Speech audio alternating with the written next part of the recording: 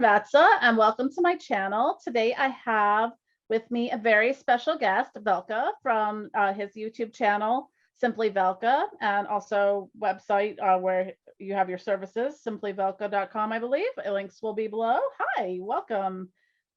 Hello, thank you for having me, Jennifer. So can you tell us a little bit about yourself, about your practice, what you do, just to give everyone a little I'll try to be as elevator pitch.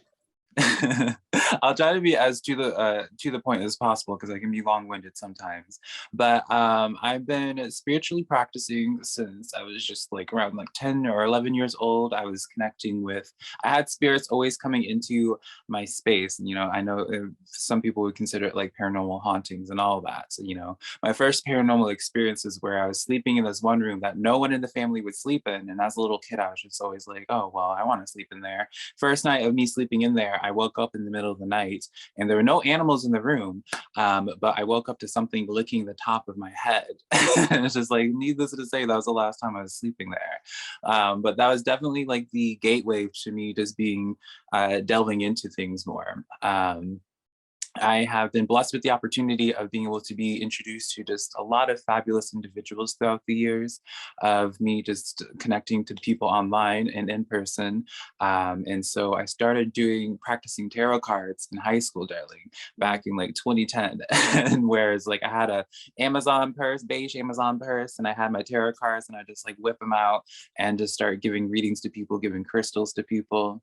Oh, that's amazing. And it was after high school, I was like connecting to various beings, whether it's archangels, and I started connecting with the goetic demons about 10 years ago now. And things just, as my life has progressed, I went from working a normal 9 to 5 to now I do tarot professionally on YouTube.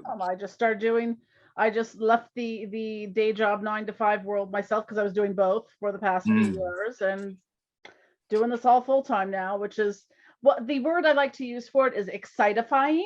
It's somewhere between exciting and terrifying.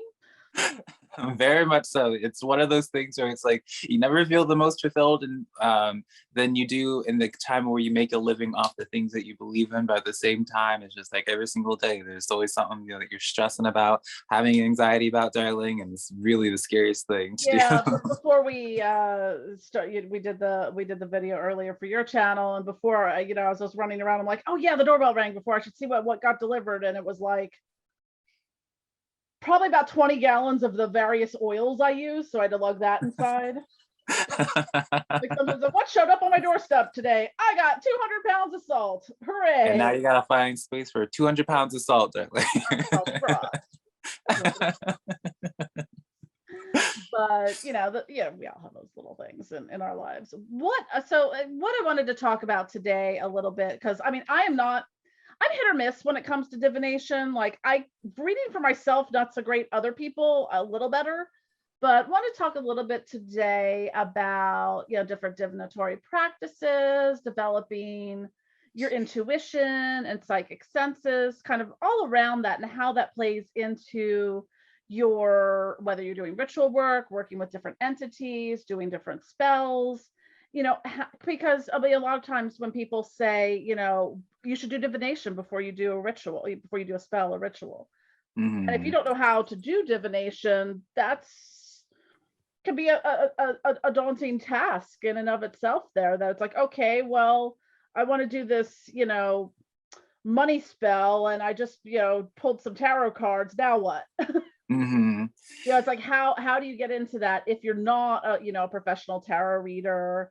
And because I mean, I know I can be guilty of it.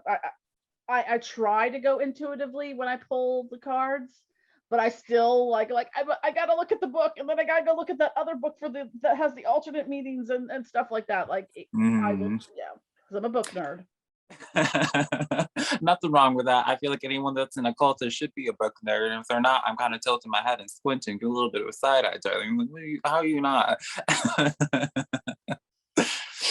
So that, when it comes to tarot, that is like one of the main things a lot of people will stress over is like, that's honestly the hardest thing is learning the definitions, all 78 definitions, for all the tarot cards, and then some for other tarot decks. The number varies. And the thing I like to, I feel like I'm pretty unique in this. Maybe I'm just a weirdo, I suppose. But with every tarot deck that I use, and I've had this, like I have the same exact deck that I started having, like, when I first started practicing, is that, and throughout the years of me collecting all these tarot decks, is like I find that each tarot deck has its own personality. I Mhm. have one tarot deck where it's just with a bunch of angels and all that, and I will use that deck more so for if I'm trying to do a little bit of snooping, darling. That's usually when I'll get like a lot more of a clear message. Mhm. But then I will use the Necronomicon deck for when I'm doing a lot more of my ritual work, Yeah. and the imagery with that is just very different. Like with the Five of Swords and the Necronomicon, it's going to mean something entirely different compared to the Five of Swords in a different deck. Mhm. And the thing I like to suggest for a lot of people is that instead of stressing out about what the card definition means, while it's very important to, but I feel like it's a little bit harder to do that rather than to first just introduce yourself to one specific deck that just feels right to you. And then from there, just like picking up the cards and looking at it and just seeing, what that you can just with either the imagery of the card or just what is coming, what are you feeling inside, and what are you being shown at that time, because a lot of people, they don't realize that when you're doing tarot cards, you are in a state of channeling. You're essentially becoming a tool. You're using a tool, which is tarot cards, but then you become that extension of that tool when you're channeling energies to give those messages. So everything that's you're receiving at that time, whether it's your senses, your tastes, feel what you're feeling, what the impressions that you're seeing inside your mind's eye, all those things are very valid information, very important information to start deciphering. And so the best thing I can tell people is before you're doing a ritual, if you're doing divination, that divination, the process of just doing divination, it will help just get you into the state of mind that for whatever it is. If you're trying to manifest money, darling, and you get like a Two of Swords and then a Four of Wands, at that current point in time, I kind of want to suggest to people to start documenting just like what feelings that you're getting at that point in time, and Mhm. seeing how you can start directing that energy, those sensations with whatever it is that you're doing. By the reading what you have in the definitions of the cards, that's just simply just for guidance. What the intention behind the cards, but you actually using the deck, it could possibly mean something entirely different. Mhm. Absolutely. Do you have any favorite, go-to decks that you use? Because I have a few that I like. I have a ton of decks. I keep buying more decks. I'm like, I don't even read tarot professionally, and Oracle decks, forget it. I'm like, "Ooh." Oh, girl. So I could be getting into that for days. So the very first deck that I ever had, I have two of these actually. I keep the one that I had for since I was in high school, just for private. But this is probably my favorite starting deck. A lot of people ask me I like, recognize the cards from your readings. yeah, she's Miss Doreen Virtue, and I know that there's a little bit of a scandal with her. She told you to just burn all of her tarot decks, and I'm just like, I'm sorry, Miss Doreen, unless you're going to be PayPaling me the money to be paying back these cards, I'm not going to be burning these tarot decks. But Mhm. a lot of people ask me like a good introductory deck to be using. And even though that there's archangels in this deck, you'll see like the actual cards themselves, and so but they also have a little bit of a meaning on the bottom as Oh, that's well. nice. Yeah. So it's like it makes it a lot easier for you to firstly memorize them. But I kind of use this deck now for the purpose of where it's like I'll tell people what the meaning by definition of what a message is, like what a card means, just so they know I'm not just telling like a fluffy Yeah. message to say it, but it's just like, no, darling, like this card means this. You can read it yourself to know that I'm not just saying that. Yeah. You It's like sometimes I know? start out with a Rider-Waite deck, and I'm like, "No, I don't like it. It's rude. The Rider-Waite Oh, deck is just so rude. Every time I get a reading, it is rude." Rider Waite was not a deck that I actually got into Fine. until like many years later. Now you I want to have talk about one, and I rude. will tell you what I did with it. The last time I put it up as a Christmas tree, last time I put up, well, technically a Halloween tree, but the last time I Mm. put up a Christmas tree, I used the Major Arcana cards as Christmas as decorations on the tree. Ooh, I love that. I'm gonna steal that. Yeah. So your extra decks, that would be some Many of tips and them. tricks on, witchy aesthetic. You Yeah, I know, mean, there's so there's many different decks out there, and they all read in different ways. I mean, the three that, sorry, leaning here, but the three that I keep by my bed that I love, I keep, sorry, it's falling out. I use the Thoth deck a lot. mm, The Aleister Crowley one.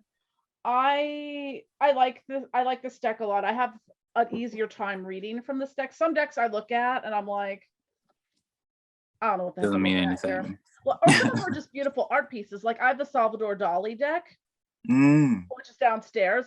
It's beautiful. I love Salvador Dali, one of my favorite artists, but mm, like they don't have the minor arcana cards don't have numbers. So I'm literally sitting there going, okay, how many?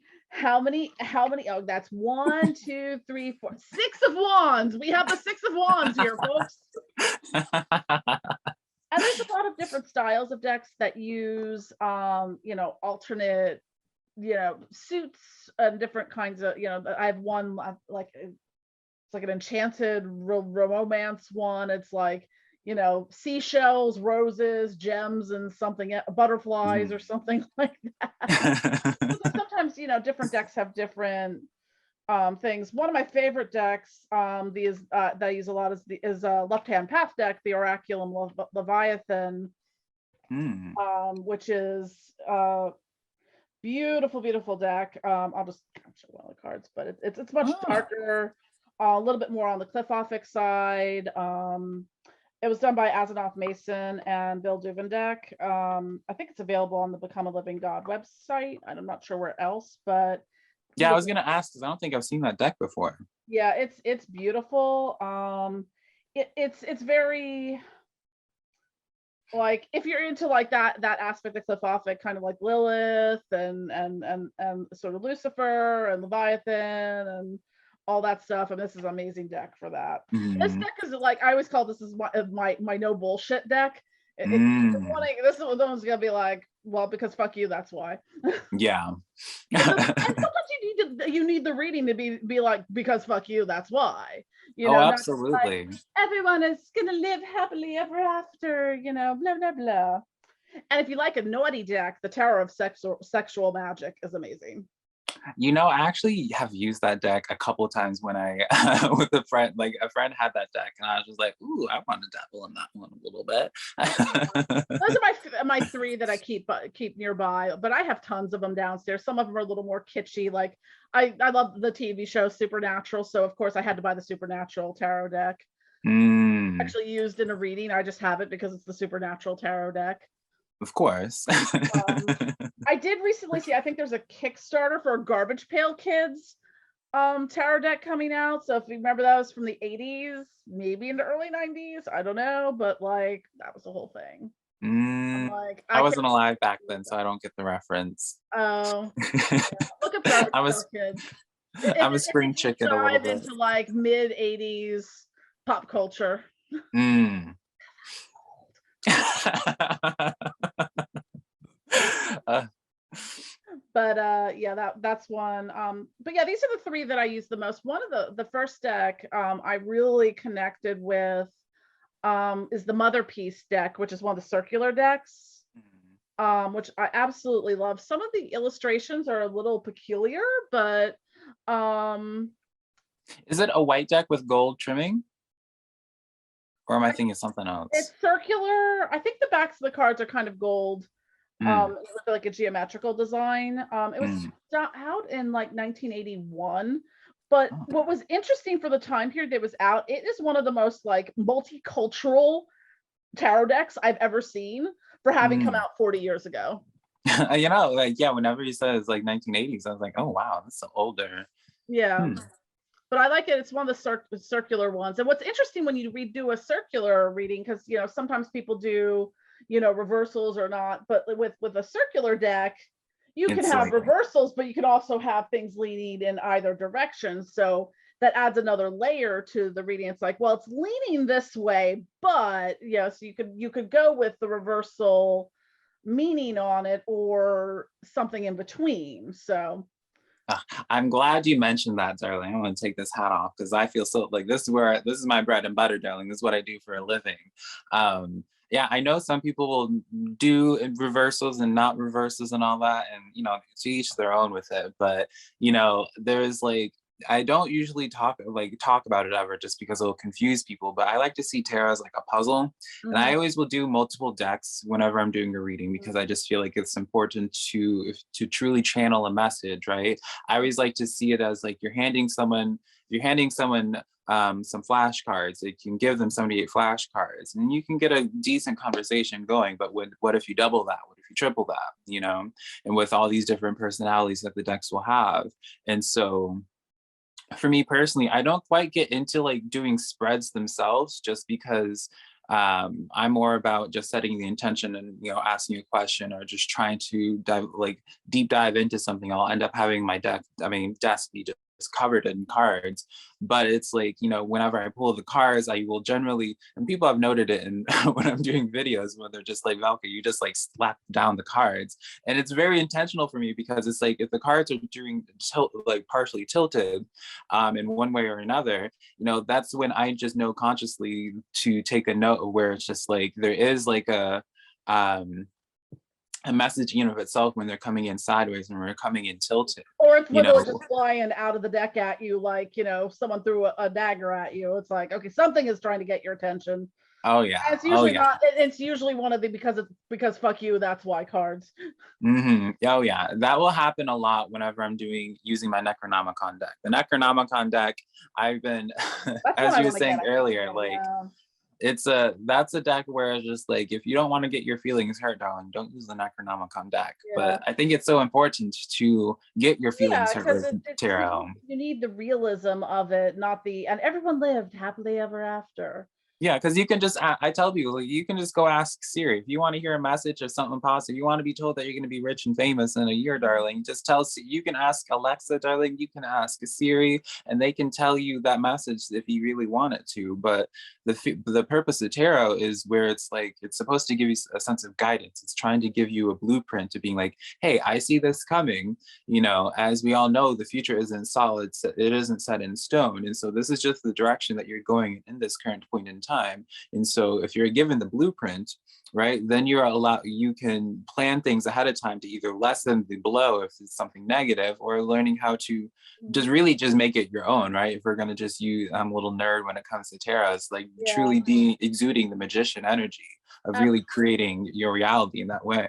And sometimes you might get a reading and you're thinking one thing and then it manifests in an entirely different way or involving an entirely different person. Mm. Because I have discovered divination and does not understand polyamory one bit. Oh yeah. I think we had this conversation when you were doing it. I'm like, you could Oh be like, yeah. no, I want this reading to be about this specific person, and they'll be like, yeah, we're gonna give you something for that other person. Oh Like, yeah. that's not the Anytime question I asked. whenever I'm doing reading for you, and I have a couple other clients that are polyamory as well, and it's like it's trying to just That's like where multiple decks probably really comes in handy. darling, I'm telling you, it's like whenever I'm like connecting to energy, I like to just like compare it to like plugging something into the outlet. But when it comes to just like when there's so many like very involved energies, right? It's not just like a case of being like, oh, this third party energy I'm coming in. It's just like, no, you're getting a lot of impressions. You're getting several people's energies, their emotions and all that, trying to just come in through one filter. And it's just like, that's when the cards would just go crazy down. Yeah, and it's like I find, for being a practitioner, and I get regular tarot readings, but I have multiple people who do them for me at times, and it's like getting a second opinion from the doctor, because what you'll Mhm. start to see with that is where things are lining up in that Mm. narrative. It's not just one person telling you, oh honey boo, it's going to be okay, or oh my god, the world's ending. It's kind of like you can kind of see where you're getting the same message across the board from multiple Mhm. people. Yeah, and that's the thing. It's a honestly a pet peeve of mine because, and I'll get it all the time, where it's like people will comment on my videos, or if I'm giving a reading to somebody, and like they'll book me and we get into a call, and then they'll just tell me, it's just like they'll compliment me but put down like another tarot reader, and to me it's just like this silly thing where. And I can understand it on some level because when you're doing a tarot reading and you're putting it out for the public, or even if it's just a private one, you're exuding a very unique level of vulnerability. You know, you're Mhm. having to just show this spiritual side of yourself that many practitioners would just keep behind closed doors. And so it can feel like a little bit of a competition sometimes where people are just like, well, what's wrong with me? Why can't I get those messages? And people will compare, when really it's a sense of where it's just like, you're getting a second opinion, and each opinion that you get from, no matter the whoever's reading your cards, you're going to be receiving it from their filter. They're taking that same energy, which is you, and they're going through their own filters and expressing the message. And as I feel everyone should be a healthy skeptic, just Yeah, and I because don't think, you. I don't look at it like, oh, this person gave me a bad reading or anything. It's just interesting to see that kind of, okay, maybe like if you don't trust, your intuition or that things are going to work out, because a lot of times, I mean, I'll admit, I'm being an impatient little shit about something and I need an answer now. So tarot reading it is, Mhm, want to know how this is going to work out or if I'm doing the right thing. And, because you're looking at it for guidance in, aspects of your life. Some people use it as a form of therapy. Not gonna lie, I've been guilty of that sometimes myself. It's or you're having to am I crazy? Can you just prove I'm not being crazy about this moment? Where it's just, mhm, you kind of look at that and how all of that plays out. And especially if you do regular readings, yeah, whether it be monthly or every couple months or something, you know, it's interesting when you look at the patterns of that and where things do line up and manifest in those ways. And I've always, I'm always like, dude, you were totally right about that. yeah, that's like with tarot, like think thankfully for me, I started getting into divination when I was connecting with Thoth. I really have Thoth to attest my talent to, is because of him, because I started really, he introduced me to actually, whenever I do private readings, because my private readings are very different from the ones I do on YouTube. Because my private readings, I always like to incorporate astral projecting with them as well, and sitting down and connecting with individual spirit guides or whoever steps forward. I had a client who, at the time, I was just, what had no bearing to the actual reading itself. I believe it was like something about like they wanted to know about their career, and I don't claim myself to be a medium. I don't get into categories and all that. I know some people will categorize me as psychic or whatever. I don't care. But I kept on seeing an older woman just making risotto. And like the messages that I was getting, like she was telling me the same, like the messages completely unrelated, but she was just sitting there making risotto while telling me the messages. And it's at that point where it's like, again, like you could just think in your mind, be like, oh, maybe I'm just projecting something or what have you, and because it seems like such a ridiculous, like minuscule thing that you don't need to Right, right. It mention. probably means absolutely nothing to you, but it was like Yeah, some like profound turned thing. out to be where that was their grandmother, that was their favorite family recipe, and and so it just completely, with the tarot reading, I feel as if that the tarot reading, especially when it's a personal one or a private one, a good tarot reading should be able to give you goosebumps. There should be something in the You message got to have there your that own it just goosebumps hits. moment, it's Yeah, and so or that's what makes a be good tarot like, reader. oh my god, I'm gonna cry. I've had a few sobbing readings before where both of us Mhm. were sobbing. Yeah, it's such an intimate experience that, Absolutely, absolutely. yeah, and it's something that I wish more people dabbled into. I feel as if people, there's like the common themes, and more often than not, right?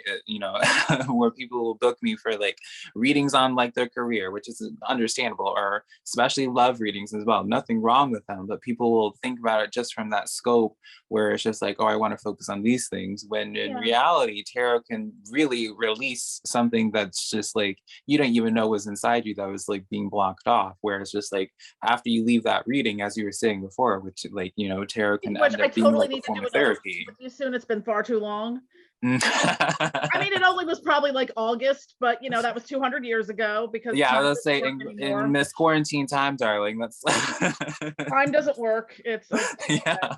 but yeah, I mean, I think that's important. You know, some of what I'm learning to do right now is you can also, especially look at other divinatory methods like using a pendulum or dowsing rods. I don't have my dowsing rods handy, but one of the things I learned that you can do, because I've been doing a lot of work with crystals and doing like crystal grids and things like that, is you can sense Mhm. the energy of crystals and sort of like its energy field using like dowsing rods or like the copper dowsing rods or like pendulums and things like that. You can use those to sense different energies.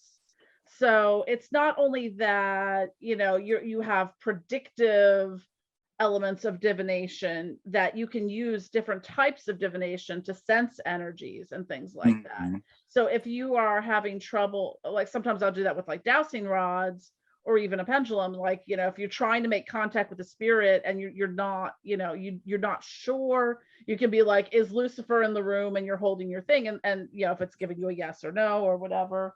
I think I have.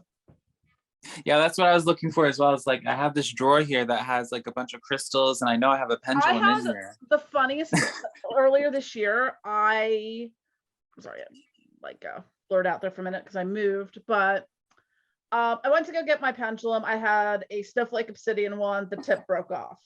Mm. I went to the store, bought a labradorite one. As soon as I got home, dropped it on the floor. The tip broke off. I ordered one in the mail and it got lost. Oh no. Replacement, it got lost. I'm like, something does not want me to have a pendulum. And finally, I got it's a clear one, and I put some moldavite and Herkimer diamonds in it. Ooh. Let me see if I can get a better focus. That's There we go. gorge. Is that so? It's like you can open it and then put the crystals inside Yeah, of it? yeah. Oh. There's different ones. Some of them aren't clear, but yeah, it's got they got to be small enough to fit in there. But like any kind of crystal chips or something, these are Herkimer small diamonds enough. are perfect for that. Yeah, yeah. So it wasn't until I got this one that I'm like, okay, I'm allowed to have a pendulum now, apparently. And Mm. then, funnily enough, the replacement one that I ordered from the Poisoner's Apothecary, which actually is beautiful. It's a Oh, resin that's one gorgeous. with wolfsbane in it, aconite. Oh. So it showed the replacement one showed up, which it should have showed up in April, showed up in August. So now I'm allowed to have two pendulums, apparently. Yeah, I was to say it's like something unlocked where it's just like Yeah, it was like something was like, no, you need a specific one. Nay, you cannot get, you know, the no. Like I was like, what is going on? This is like 4 pendulums I've been denied.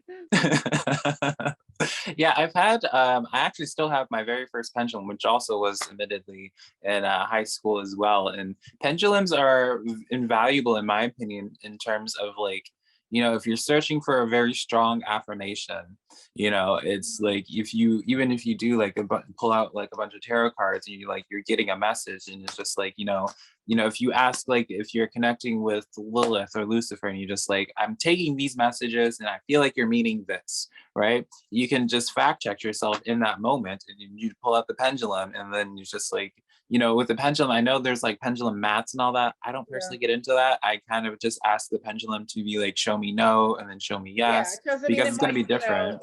it might kind of go this way or that way, or not do anything, or go in circles in one direction. Mm. One of the ways I like to use a pendulum, I like to combine it with a Ouija board. That's always fun. Mm. You see, we're connected because I wanted to point that out as well with the Ouija board. Is like people will like, I feel like there's for such a less taboo with push it, I'm Ouija just like nothing boards. happens, or else I feel like I'm just gonna push it with what, you know, just be like, Mm. you know, and use my own energy to get the message I want. Whereas I feel like with the pendulum, you know, kind of dragging it across the board, you can kind of get a different read, especially if you have like a circular board. Yeah. Yeah, that's something I wish like more people like were willing to like dabble into, is like using a Ouija board, because there is such a taboo with Ouija boards. But Mhm. it literally, in my, at least in my noses, I suppose, like a Ouija board is no different than, it's just a piece of cardboard, and then, whereas depending on what it is, but it's no different than, like, it's just another divination tool. I don't understand why Ouija boards have this bad rep, for where like it's just Ouija boards that are, so like you're apparently gonna just open up a portal and all that, and then you're just like, well, darling, if you use tarot cards, we use a pendulum, if you with bones, darling, like literally anything can be used as divination, and it's just up to like your own personal what you're projecting into it. Like, it's just I wish more people were more open-minded to being just exploring when it comes to divination. People have such a And such a and there's structured way in so how they many think different divination ways should look. of doing divination. Like for me, I don't feel drawn to do runes at all. It's Hmm. not my tradition. I'm not really into Norse heathenry or anything like that. I know some traditions do like bone throwing. I don't feel particularly drawn to that. Although in Slavic witchcraft, there's a type of bone reading you do where you take like a ham hock, you boil it down, and then you read from the striations, on the marks on the bones. Like Mm. that sounds complicated, but okay. Some people do Yeah. tea leaves. I've actually done a few where like I just like ended up with like looking at even things like candle wax readings, or like threw some herbs in a bowl, and I was like, huh, this actually looks like Mm. it's trying to tell me something here by how this looks.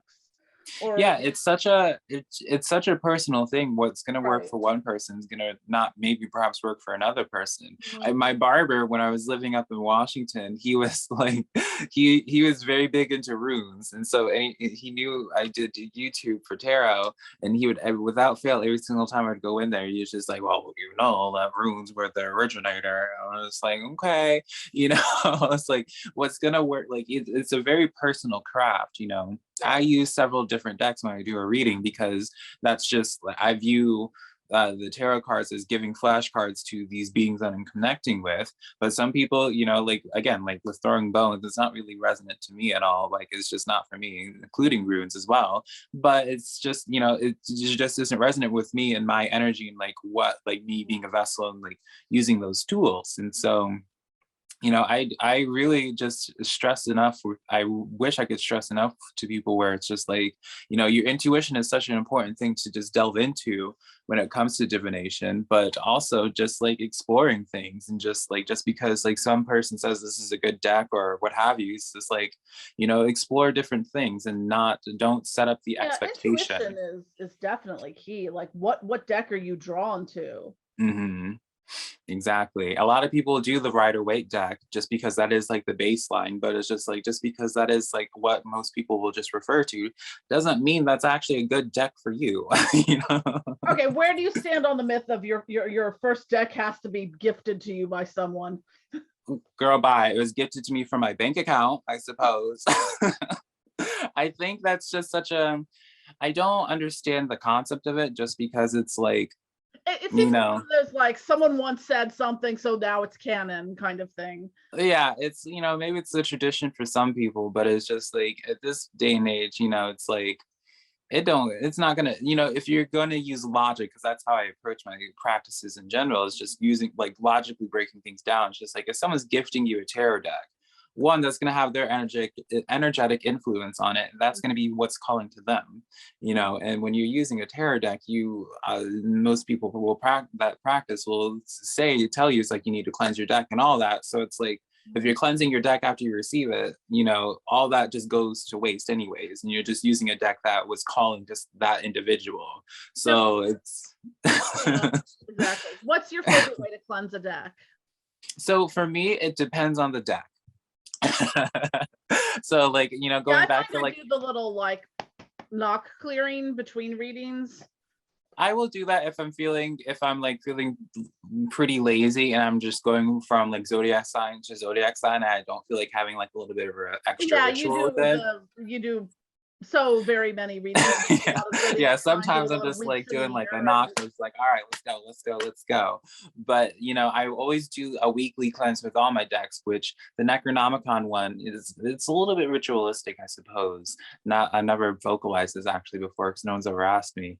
Where it's like the asking all the hard Necronomicon deck. questions here. I will use like obsidian or black tourmaline when it comes to Necronomicon deck, and I will always do dragon's blood incense is like my go-to. Like I swear by dragon's blood, and so I will always cover the Necronomicon deck, for example, in obsidian. I have this crystal obsidian skull that I will use and put that on top of it, and then two black tourmaline on either side, creating a square with it. And then I'll be taking each of the individual cards and putting them over the dragon's blood incense smoke. And then during that time, depending on what it was that I was connecting to, I usually will refer to the messages. Like the messages will start coming in that I pulled from that during that whole week. And then it's like I will either be writing it down or just be vocally speaking it again. And it wasn't taught or anything, it just made the most sense to me. And so it's like I start speaking the messages, repeating, regurgitating the messages. And then once everything kind of just clears out in my head, then that's when I'm able to just like put the deck away and then start into another one. And then because each deck I see like they have like their own personality, I kind of will match like the crystal with it and just go from there. You know, but that's a lengthy process. I'm not going to say you got a lot of decks. That's got to be like at least a full day's work right there. Exactly. You know, and especially with how much I do the reading. I'd hire like a tarot deck cleaning assistant for that. Yeah, it's definitely overkill, but I only do go overkill with it whenever I'm doing like the public readings, because so many people are looking at the cards, giving energy to it. So I'm just like, all right, I gotta do heavy duty stuff to do it. If I'm just doing like a, just with private things, then it's much more basic than that. So I don't want people thinking that they have to do these extravagant things just because. Everyone has their different ways of doing things, and because sometimes I get questions like, oh, how long did you charge magically charge this product or thing? I'm like, yeah, it's just like, girl, does it really is it gonna change like how you receive this? I'm like, if I set it on my altar for a month, it's gonna be the same thing it was when I put it on the altar. Does it make it? I mean, when you have a magical household, yeah, it's like it's a living, breathing entity in and of itself. Everything is a magical altar.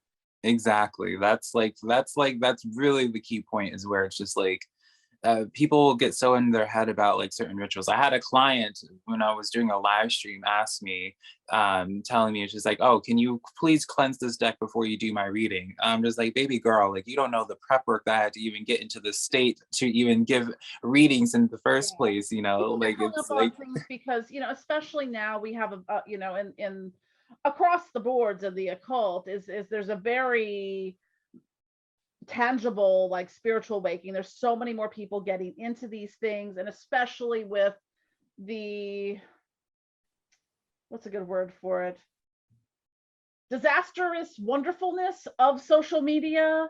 You've got a lot of bullshit to wade through and people get stuck on, like, because they watched a TikTok and someone said, well, you got to cleanse your deck with selenite and whatnot. So now they've got to cleanse their deck with selenite because I think that's exactly how you have to do it.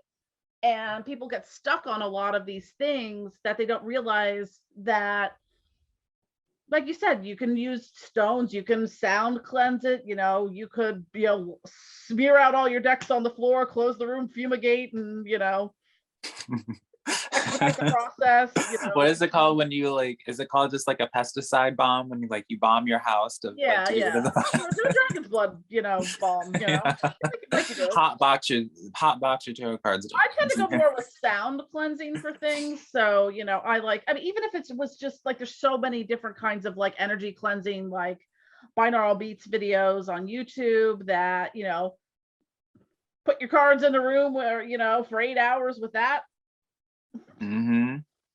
Yeah, it's a very personal thing. Like truly, like it's gonna be different for everybody. Like I only do like, if the cleansing, like once you pick up the deck itself, and that's like again, it just goes back into intuition. Divination really requires like a healthy dose of trusting yourself and the things that you're getting. Because if you don't, Because like, sometimes even for me, I still don't quite trust. Like and I'm always like I feel like this whole year has been the universe kicking my ass for not trusting my intuition. mm, Because it's like I'm like I'll like get the spidey sense tingling, like you were saying with you were seeing the woman with making the risotto. It's like I'll get like pieces of things or a sensation or a drop of knowledge. Something will come to me in a dream. I'll just be like, I need to pick up this tarot deck and do a reading right now for whatever reason. And it's like mm, I get these things, the intuitive hits, as it were, and then I'm like, I don't know. It probably, every mm. goddamn time it's like within like a week that thing or immediately or something that thing happens. I'm like, it's trying to tell me to pay attention to my intuition and I'm being an asshole about it and ignoring it. Yeah. It's such truly, like, if the more that you do tarot, the more it like helps you just like release like any type of inhibition that you have when it comes to like really anything that you're receiving. I feel very strongly in that the more that I've done readings, the stronger of a practitioner it's just made anything that I've done.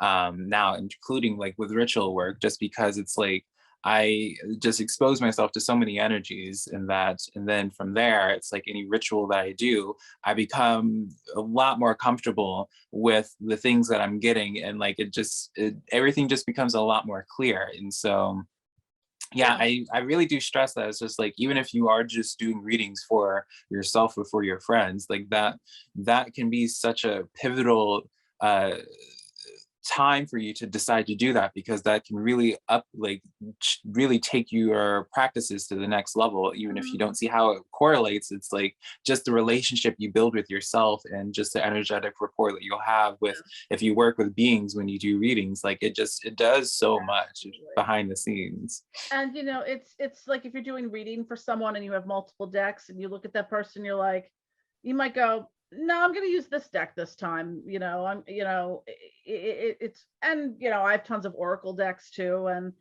sometimes, to pull a couple Oracle cards after a reading, or what has been a lifesaver for me is, oh, I can pull clarifying cards on a spread. Shit, this changes everything. Sometimes you're like, wait, what? You get that card, and you're like, huh? And then you're like, oh, thanks for the rest of the story. I get it now. Mhm. That's why I like to describe it like it's just like a giant puzzle, where it's just like you'll be presented with like the main things, and then it's just like the more like the clarifiers will really just fine tune the message and have it be a lot more Right. personal, Because you again, know? it's that, are you going to stick to the Celtic cross layout or this traditional layout or that layout and stuff like that? And each card in that position has ascribed meanings to it and stuff. And you can, it's think outside the box, literally. Hmm. It's not that it has to be so structured and rigid in that way.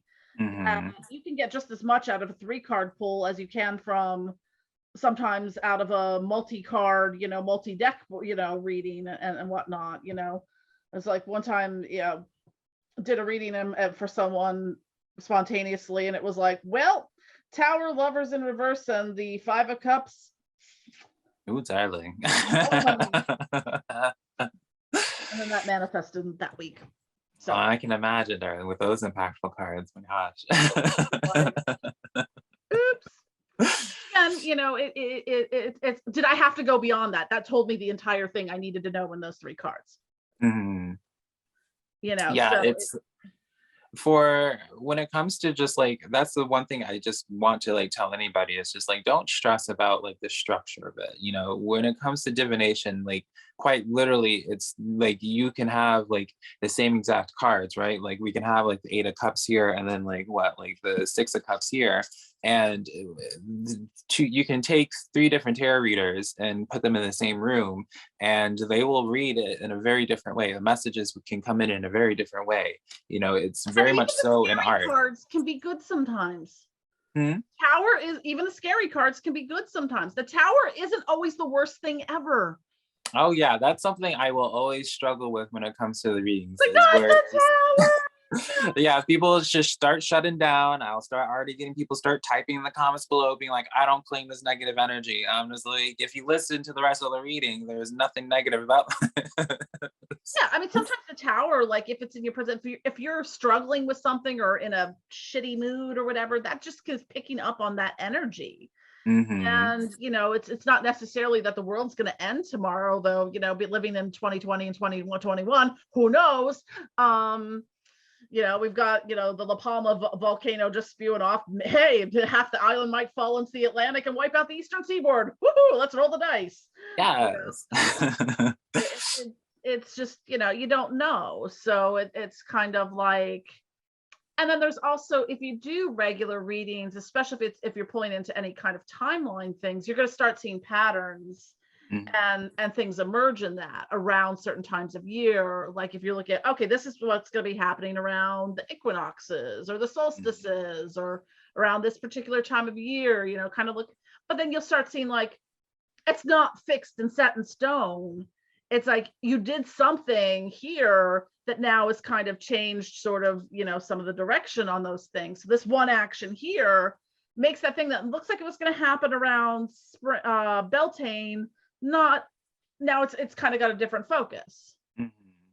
Yeah, and the thing I also want to point out is where it's just like the more that you, instead of having like a negative association with like the cards like the Tower card or like the Death card, the The Death greatest card I gift you, don't mind. It's the Ten of Swords and the Tower card. I'm like, oh, come mine on. is the Five of Wands, darling. Anytime I pull the Five of Wands, I'm Oh just like, yeah. that's my drama card. I'm like, oh girl, who's gonna be coming with some BS this week, darling? Like, but Yeah. like, you can really incorporate like the Tower card, for example, in your ritual work. If you're trying to overcome like a money block, if you're having issues with your finances, incorporating the Tower card and other tarot cards in your ritual, quite literally, that Tower card is going to be that blessing. That Tower card is going to be what removes those blockages that you needed to be having. So then you can welcome in financial abundance. Or you're having, if you're trying to, trying to like, as an example, Or like, I don't you're know, like like break up a completely got relationship, so many obstacles that are in your way. You need that tower moment to just like burn them to the Exactly. ground. Yeah, it just is like you just learn the personality of your cards. That's the best thing I can do. Is just like I know it sounds crazy when it's just like, yeah, like this cardboard or whatever the deck is made out of, there is a personality to it. Each one had like just like a crystal, each of these tarot cards will have their own energy to it, and it varies from deck to deck to deck. And so Absolutely. it's just you have to just allow yourself to just like be that weirdo and just allow the impressions to come in, and like that's really what will make or break a good tarot reader, in my opinion, or a divinator, I suppose. Yeah. Now you mentioned, like, we talked a little bit about doing divination before ritual, whether it be tarot or something else. Do you do rituals that are specifically like the ritual is incorporating like tarot cards and stuff throughout? Oh yeah, there was a I did a new moon. I forget which new moon it was, but I was doing a video. I believe it was for Virgo. I don't know. But I did a new moon video where at the time I was working with Leviathan because I wanted to work on emotional trauma because whenever at that time I was going through a lot of emotional trauma, darling. And so with Leviathan, I had a bunch of, I always call it like ingredients I'll have to a ritual. And so with Leviathan at that time, I used the Death card as well as the Ten of Swords. And then I don't remember the other card. I think it was the Four of Wands, actually. Mhm. Those three cards. And I will have, I now, this is kind of where I believe it gets very individualistic, where it's just like I have very specific cards for rituals. And for those, depending on what it is that I'm doing, those cards I ended up burning in the ritual. So Mm, those aren't the decks that I use just for readings. I have very specific decks that I will just be like, all right, that like makes these sense. are these are ingredients I'm going to be I've using at the usually time I've used for it. oracle cards in some like client work and stuff like that. Mhm. But yeah, I mean, I feel like that's something I should do and don't do as much, It is adds such a incorporating it into the potency. ritual. Um, but yeah, that makes perfect sense. Like if you're doing, because I was doing some like like heavy road opener, like we got to bulldoze this shit out of the way kind of thing, because everything just felt so stuck for a while there. Mhm. And you know Yeah, I could totally see doing that, like having, that tower thing there that just kind of, okay, we're leaping from this burning building. It's just that there's nothing, we got to move on from this. We gotta, Yeah. it's got to burn to the ground so we can, Yeah, build a new. it adds such a nice layer. It's like, and when you're doing that tiramisu of a ritual, adding Mm. tarot cards to, like, there's a tarot card for quite literally any type of ritual that you want to do. And so when you're incorporating that with the ritual, it just adds such a potency to it that you can't really get anywhere else, you know? And so I really suggest it for everybody to be doing, you know, it doesn't have to be a complex thing. You don't have to be burning your tarot cards like I do. I'm just crazy like that. I mean, I'm like a mess. something too where it's like you could print out a picture. I mean, if you wanted to use the Rider Waite deck, I mean, I'm sure you could Mhm. if you tarot, Google image search tarot cards and or the death card or something, you're going to get some, printed out, and you do that, and you don't have to burn a deck or something. Mhm. I like to look for practical means for things sometimes. Well, for me, I end up having like, for me, like I will buy a deck in specific for ritual use, and then I will always like prep the deck just for that, you know. But it's not like I'm burning like a $60 tarot deck. That's never Right. gonna be me. Like, it's yeah, it's just one of those things where yeah, you can be very practical about it, like just like literally again, like it's a piece of cardboard, darling, you know. So it's like you printing a piece of paper, printing the, what is this, 4 of wands on a piece of paper, you know, it's still going to be the same exact impact, darling. It's just going to be on paper instead of Or you can cardboard. just draw a 4 of wands on a piece of paper. It's And the you symbolization of you can it. do a tarot reading using a deck of playing cards if you want. I have, you know, like that's like truly like that's where, If you you know, want to be a crazy mofo, do a tarot reading using nothing but Cards Against Humanity cards. oh girl. Maybe I need to do a series on that on my YouTube channel. Hilarious. That'd be a good April Fool's Day one. Oh yeah, you know, I saw it on TikTok as well, where people were doing like Pokemon cards, which I think is more so just from the humor aspect of it. But I thought about just doing this like, oh, Like powerful for message me, here. I like to incorporate a little bit of levity and humor in what I do. When even when I'm working with spirits, like I've had some freaking hilarious experiences with different demons and dark goddesses and stuff like that, like the one of the first times I was working with Abaddon the Destroyer, um and I was kind of like, well, what can I do for, I usually would ask, early on, kind of like, well, how can I repay you for your kindness and working with me? And it was kind of like, I would like 32 pairs of Christian Louboutin shoes. Like, Yes. oh, you know how expensive those are? It's like $1,100 a pop, and you want 32 pairs of them? I can't Well, afford listen, that. But then Abaddon he's is a like, person after my own heart, honey. but Abaddon was like, but you will be able to afford it. And guess what's coming in the mail tomorrow? My first pair of Christian Louboutin shoes. Do I need to be knocking on your door and just be wearing, trying them out yourself? Do you need help breaking them in, honey? Hold up. Yeah. But it's just like like having a little bit, because I think sometimes people are like, I am super serious magician, I must be doing super serious magic. I was like, no, sometimes As I it's put not on my that wizard much hat. level. Just because sometimes crazy silly shit happens in what we're doing. Like, I'm sitting in the salon getting my hair done, I'm reading the Beelzebub compendium, and a goddamn fly lands on the book. I'm sitting in the salon, I'm like, Beelzebub, I am reading as fast as I freaking can, come on. Mm. In a salon full of people. Yeah, I think I mean, that's part of why I present myself in the way that I do, is Yeah. because it's like, you know, in my opinion, the purpose of a spiritual journey is that realizing that this, you know, like life, like this 3D physical world, darling, is just like a giant board game. We're all just here to have fun, learn some lessons along the way, and just, you know, by the end of it, we're going to close the board game. And hopefully, as long as it's not Monopoly, darling, we're not taking it personal and we move on, you know. And so I find it's such a turnoff to me when I see practitioners and just people in general, darling, who feel the need to just be so structured or pretend as if they're just so perfect, and it's just not it's just not, it just isn't necessary. You know, you can have Yeah. a lot of fun, you can be a serious practitioner and still like, you know, be Yeah, willing to just like, I practice magic. I have never once done a lesser banishing ritual of the pentagram. I don't feel like I need to. It doesn't. mhm. I just, if you Oh, feel like what that was works, you, darling? What was you? I mean, if that works for you, that's great. If that's part of your Hmm. practice, that's great. It's just not me. I feel like Hmm. me doing that would just be for like ceremonial show. Hmm. You It just know, is, it's all part of the, you know, when you break it down, like any type of ceremonial practice or anything that you're doing, it's just is the effort of amplifying whatever energies that you're doing to help make you feel more immersed. So if it's like, if you wearing a wizard hat, darling, in a robe and having like a ceremonial knife and calling the four towers and all that, if that helps you get to a or state of first energy that sandals you've really, been wearing for 3 days, that's also cool. as well, you know, is going to be just as potent, whatever. It's really just all about like what gets you into that state.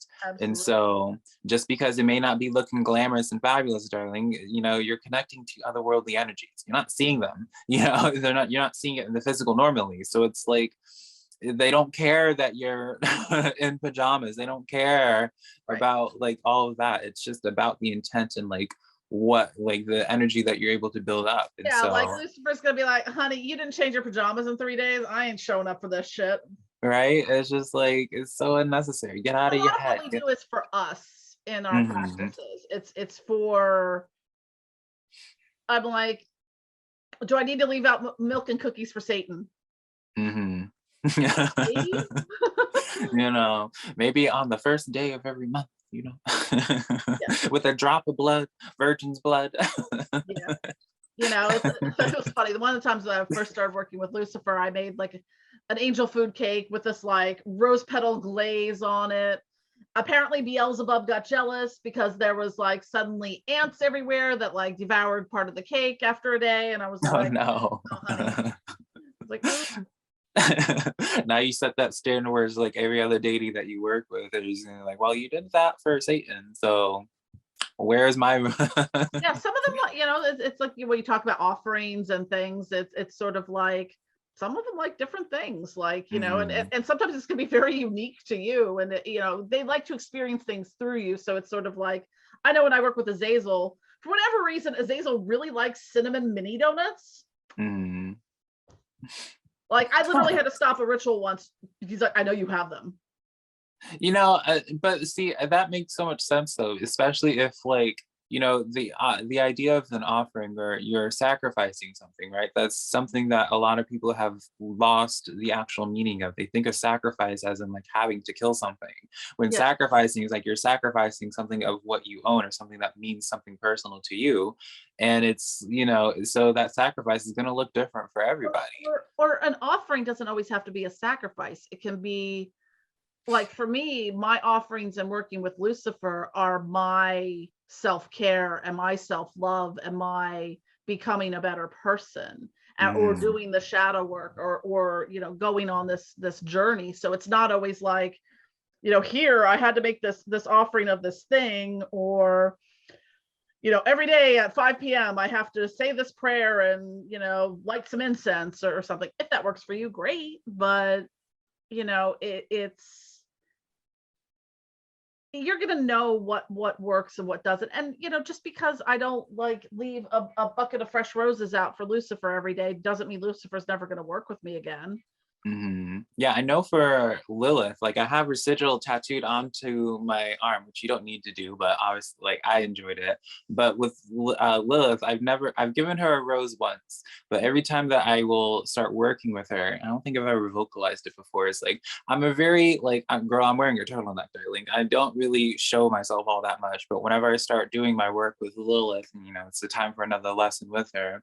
It's always a challenge. Like she always challenges me and being like, all right, well, show me how serious you are with this, right? And so for me, I always end up putting out something a little bit more being perceived as something more sexual, right? So Yeah, like I always tell I've like posted working like with two Lilith. thirst traps in my life, and that Yeah, it's always for Lilith, you know. So working it's with like, Lilith, be like, why are you still wearing pants, honey? exactly. It's like she's trying to get you out of that shell. And so it's like for me, like she knows that for me, like I don't like being perceived in a sexual way. So like that Mhm. shows where it's like, all right, like I'm trying to go through this, I'm trying to work through things. So that's quite literally like my offering to her is being like, look, I'm this serious for this. So darling, let me post this picture, for the world to be seeing, darling, my crotch, I suppose. But Yeah, it's some of it is just, again, the offerings and the things that we do. Like sometimes people think like, oh, I need, because if you look at what kind of offerings just should I leave for, you know, whoever, and you see like different types of food offerings, or oh, they like this kind of incense or this kind of crystal, or wine, or beer. One of my cats is singing. Um, Occasionally Moon leaves dead mice by the altar for, I'm like, thanks, you get it, kitty. Leave it out long enough, it'll be a skeleton to put on the altar. Yeah. Oh, it's so funny, like with having cats and doing rituals, like because a lot of times I sit on the floor to do my rituals, because that's just how I'm more that's how I practice. Like I have a little floor pillow and a circle and things. And I can't tell you how many times I finish a ritual, look behind me, and there's a cat toy. They come and make their little offering while they weren't really trying to get my attention to play with me. They're just like, okay, this is the time when we go drop our catnip banana here, or the little mousy toy. That's so cute. I love that. Yeah, so there's just so much. I feel like this is something we could talk about for like days, literally, like just all the different ways to incorporate, how we see and interpret, messages from the spirits and things like this. Because sometimes people don't always know, where it's kind of like, okay, well, if this certain thing happens, or if, like, I find if like roses start coming up for me and a lot of things, I'm seeing roses everywhere. I'm getting like, there's just roses. I'm like, hi, Lucifer. Because for me, Lucifer and roses go together. And sometimes I'll just randomly buy something, not realizing why I bought it. I'm like, Lucifer, were you doing some late night shopping again? And it's those kinds of things. Like that's how I'll buy a candle for, I still have a couple Lucifer candles, so I don't have to buy any new ones right now. Oh, speaking of catnip banana offerings, we have Corey. I'm going to need to start, a TikTok, and a fan page just for Corey, because everyone loves Corey. You absolutely should. I should introduce you to Corey to Tulip. Maybe they can be boyfriend and girlfriend. So we got the catnip, the official catnip banana offering from Corey, so it's official. Corey heard what we were talking about. He did, didn't you, buddy? Yeah. I'm his emotional support human. Oh, I love him. He's so precious. Yeah, he's a little needy, buddy, but yes, you are. You're so needy. Actually, one thing that's fun to do is tarot readings with your cats. If you spread the readings out and let them pull cards for you, you can get some interesting readings that way. Tulip, anytime I actually do a reading, especially like when I'm sitting down to record, or even when I am doing like a they love to sit reading. on the cards. Oh yeah, she's tried to several. She always likes to be around at that time. I don't let her get too crazy with the cards, because sometimes there was one time, darling, she's starting to chew on the tarot cards. And I was like, Miss Mama, like we're not doing this today, darling. I may burn some of my tarot cards, but it doesn't mean that gives you the right to be chewing on them, especially the wrong ones. Yeah, like the one time I was gonna do something. I had like the cards that just in a pile on my bed. I turned around, he's like doing the like okay, let's see what reading Corey pulled up for you. That's so adorable. Yeah. So I'm trying to think if there's anything else we can cover on this. I think this has been a really great conversation. I don't know if you have any final kind of closing thoughts on kind of wrapping all this up in I mean, for me, I think it's just, comes down to trust your intuition, which sometimes I need to take my own advice because I don't always do. For the best advice I can give somebody is to, for one, just get out of your head about it, because at the end of the day, this is an art form. you know, and so there's no competition, you know, there's no tarot reader that's better than another person. What's going to be art to somebody is going to be something completely different to somebody else. And really what's going to make a good tarot reading is those that really allow themselves to be as vulnerable as possible. You know, and that is part of the reason why I strive to have vulnerability on my channel and talk about vulnerability on my channel, is because when you're in this vulnerable state and this channeling state, that is when you are constantly challenging yourself on what it is, the messages that you're receiving, what it is that you're perceiving, and also being willing to challenge yourself, being willing to hurt your own feelings, you know. Mhm. And so the best advice I can give somebody is to, one, have more than one tarot deck. I feel like it's a, you know, there should be a 1-to-1 ratio, where it's, you have your one tarot deck, need to match it with an oracle deck as well.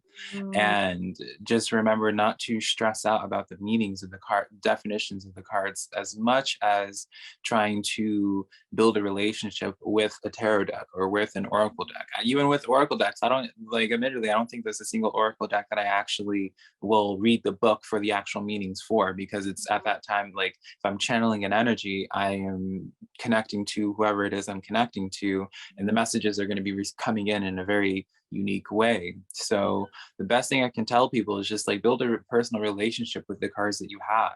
mhm. And then from there, constantly just challenge your own vulnerability. And you'll find the more that you do tarot, the more advanced that everything else in your life will become when it comes to your magical practices. So don't be afraid of messing up, because it's impossible to be messing up when it's something that you're feeling, it's something that you're seeing, darling. Absolutely, because like sometimes you know, like I mentioned the Five of Cups, which is kind of, it can be looked at the ending of a relationship, a breakup card or something, ending card, but that might also be a good thing. You Hmm. know, it might be like if you look at the succession of cards or you pull a clarifier on it, like, okay, your bad luck might be ending, or you Hmm. know, anything. So I mean, there's different ways to look at it. Not like, oh my God, my relationship's ending. No, it might not be that. It might be something else Hmm. that's ending, or Yeah, that you close exactly. the natural cycle of something that you know you got to, you know, the end of this cycle in life and are moving on to the next cycle, whether it's, Hmm. you know, something that could be job related or, you know, anything. So Hmm.